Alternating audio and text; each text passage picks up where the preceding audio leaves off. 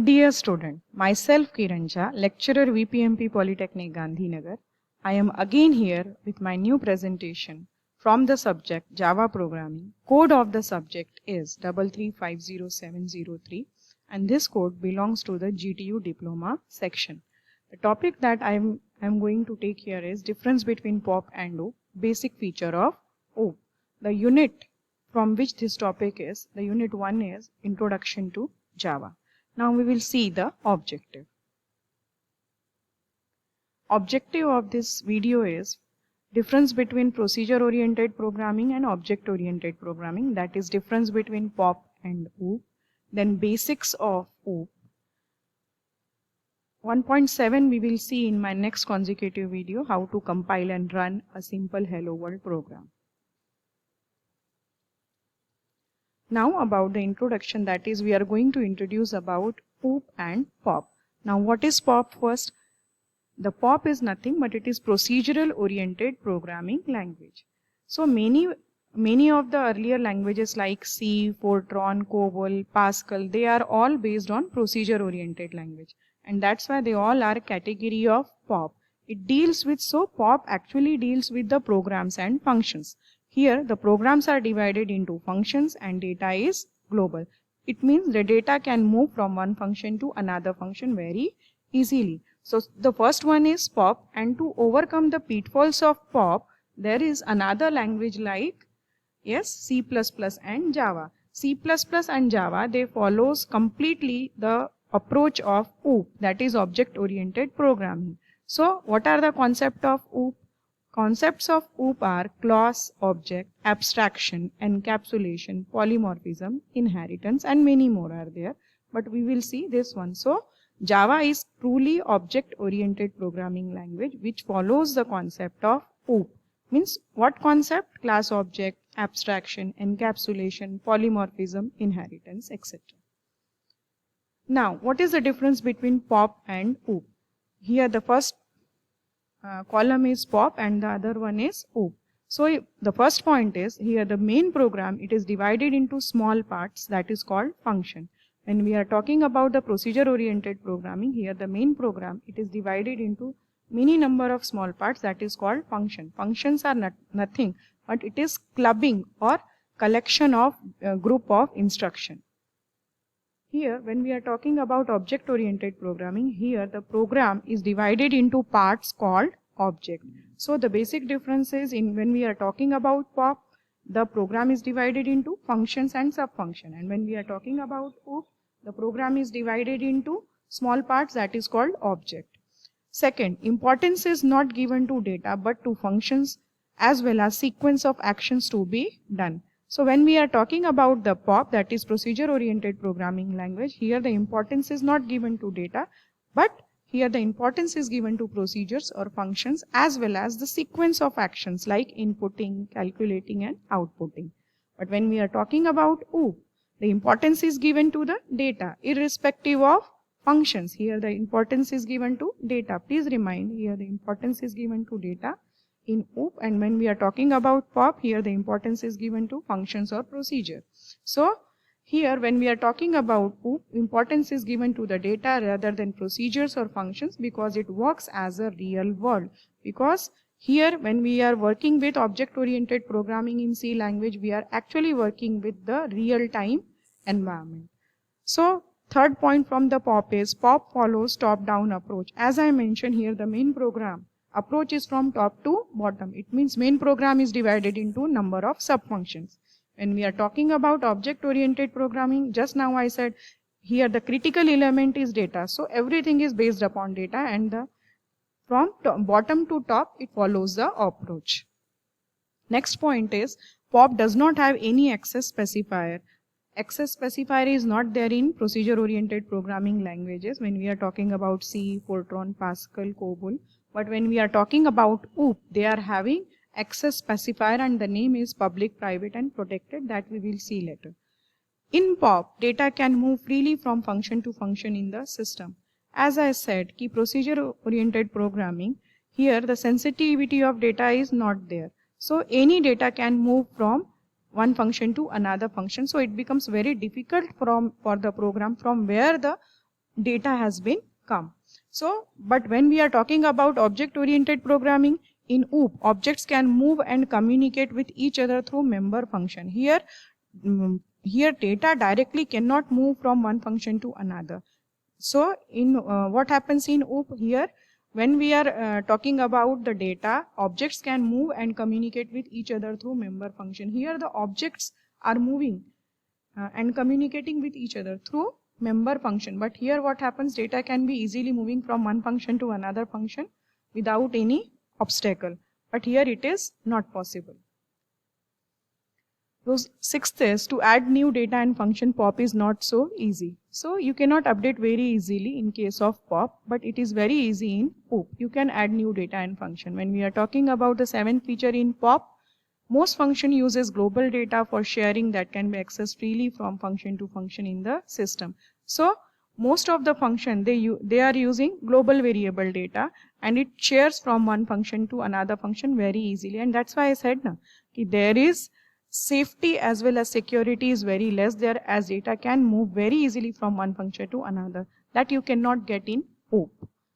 In OOP, data cannot move easily from function to function. It can be kept public or private, so we can control the access of data. Yes, we can move the data, but only after accessing it. If we will give the permission, then only it becomes possible for us to access the data. But in POP, it moves very easily. So the eighth point is, POP does not have any proper way for hiding data, so it is less secure.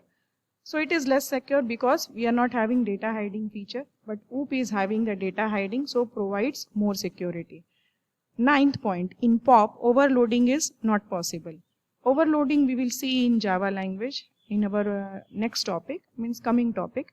But when we are talking about OOP, overloading is possible in the form of function overloading and operator overloading that we will see later. So examples of the POP is, as I said during my video also, C, Visual Basic, Fortran, COBOL, Pascal, these all are example of traditional programming languages, that is POP. And these are examples of OOP, that is C++, Java, VB.NET, C#.NET, etc. Now we will see basics of OOP, that is abstraction, inheritance, encapsulation, classes, subclasses, superclasses, polymorphism, message communications, and many more are there. First is object and class. Here you can see the example of object and class. When I am talking about objects belong to the class. There are many objects of the same data type which belong to the class. For example, when I am talking about a class name is car. So here Audi, Nissan, Volvo, these all are example of object. As they are having the same data type, they belong to the same data, so they belong to the class name car. Similarly, when we are talking about any class, suppose there are 70 students in a class, then 70 objects belong to that particular class. Suppose the name of the class is 19CE1 or 19CE2, then the objects whole class belongs to that particular class. Whole class, I mean to say the whole number of objects. It means the object should belong to the object should be of the same type. Object should be of the same type, belong to the class. You can take the other example like fruit. In fruit, for example, apple, then mango, then pineapple. These all are objects. They belong to the class fruit. Here you can see the other example. Here we have taken two examples like person and parrot. You can see here there are three blocks: object, data, and methods. When I am talking about object, they all are individual, unique features they are having. So person is having the two data, that is name and basic pay, and parrot is having four data, that is legs, eyes, feather, beak. And here we are having another block where you can see here two functions, salary and tax, and here you are having eating and flying. So these two functions we are using. We are operating on these functions by using the data from that object. Data like name and basic pay we are using to calculate the function like salary and tax. And these four data we are using to calculate the function like eating and flying. Class, as just now I said, it is a user-defined data type and behaves like built-in type of programming language. So it is a collection of logically related data items. The same example here. Data abstraction is nothing but it acts as representing essential features without including background details or explanation. So similarly, you can take one example, abstraction. It means only the essential feature. We are not talking about the background detail. Until and unless there is any role of the background details, we are not focusing on that. And that's why abstraction, it is one of the very striking feature that we are taking in Java. Next is data encapsulation. As the name is encapsulation, it means wrapping up of data as well as function. It means we are covering data and function into a single unit, and name of that unit is class. And here we will get the facility of data hiding. So data abstraction and data encapsulation, these are very important feature of object-oriented programming, and that we are using in Java programming language. In data abstraction, we are focusing only on the important part. Like in a book of 300 pages, we are focusing on the abstract, and by reading the abstract only you are able to understand what would be there in the next 300 pages, and that is abstraction. We are not focusing on the pages, we are only reading the abstract. That feature we are using here. Inheritance, it is one of the very common feature that you might be knowing. It is in our day-to-day life we are using this. Inheritance is all about the heredity or legacy. You might have seen the example of Colgate where the legacy transfers in the next generation. Similarly here also it supports hierarchical classification. It means from top to bottom. Inheritance, it is a process by which object of one class uses the properties of object of another class. It means parent-child class can inherit all the data as well as method very easily from the parent class because it supports the hierarchical order. Here you will get the reusability of code. We can add an additional feature to an existing class without modifying it. It means you can add a new feature in a derived class. New class with additional feature can be created. That new class which have combined features of both the new classes. It means the new class which is created with the new feature is having the collection of both the features from the parent class as well as from the child class. Next is polymorphism. Polymorphism, it means ability to take more than one form. Means by using here only the behavior changes. What changes? Behavior changes. We will see in detail whenever we will go with the programs. By using polymorphism we will see some programs also, but in short you understand one thing, here only the behavior changes. So polymorphism means the ability to take more than one form. It means that the same operation may have different on different classes, like if the class is circle, triangle as well as square, but the operation is shape. So you can, by using the same operation, you can draw circle, rectangle as well as square. Next is dynamic binding. Dynamic binding means code associated with a given procedure call is not known until the time or call at runtime. Means only during the runtime you are able to understand you will have to call a procedure or function. That is dynamic binding. It means during runtime you can call that. It is associated with polymorphism and inheritance.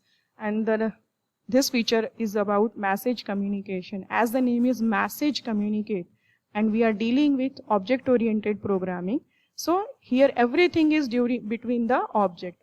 Here the communication is between the object to object. So object-oriented program consists of a set object communicates with one another by sending and receiving information. So information is communicated between the two objects here. Thank you. Keep watching my video. If you like it, then subscribe. And for next Java program execution, watch my next video. Thank you.